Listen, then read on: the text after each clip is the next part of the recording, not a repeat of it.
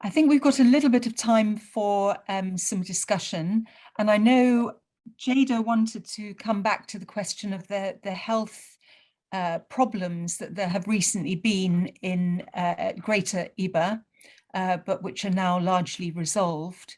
David, would you like to come back on that? Because I know a number of supporters and trustees were very concerned about that while it was happening, but also relieved that it's mainly over. Yeah, thanks, Jay. It was a very worrying time, very difficult for everybody concerned.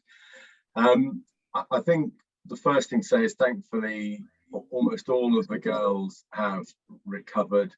Those who are in Juba hospital have not yet returned, but they are just awaiting transport. We've got one girl who's had something of a relapse and has gone back into hospital, but all of the other girls have recovered. And in fact, Yoane has closed the school temporarily to allow people to go back home, recover from what was a very stressful and difficult situation, and then come back with their minds cleared, ready to learn.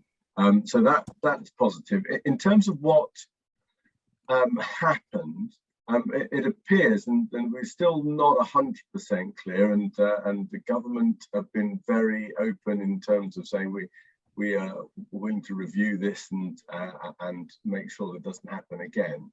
The drug is not an experimental drug. It's a well used, well-known deworming drug for use in all sorts of situations, but particularly to prevent against bilharzia. So that was the purpose of administering the drug to the girls, and it would appear that somewhere along the line, possibly the World Health Organization administrators,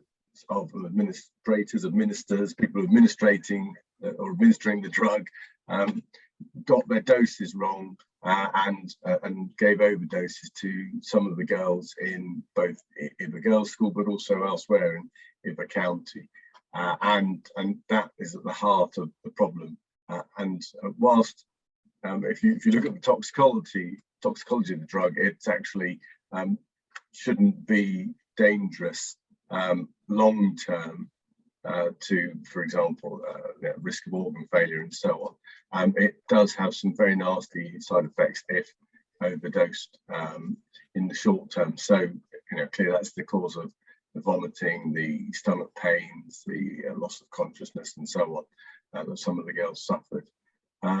So the WHO and the Ministry of Education are working on trying to understand exactly how that happened and what went wrong. But praise be, actually, the good news is that the vast majority of our girls are well and safe and have recovered, and the remainder appear to be on the road to recovery. So I think that's as much as I'm saying at the moment, Jean, unless you think there's anything else that I could add profitably. No, I think that's it. I think what we've seen is some really excellent work on the ground, haven't we? From the school, from the local community, from state and national officials, which is really good.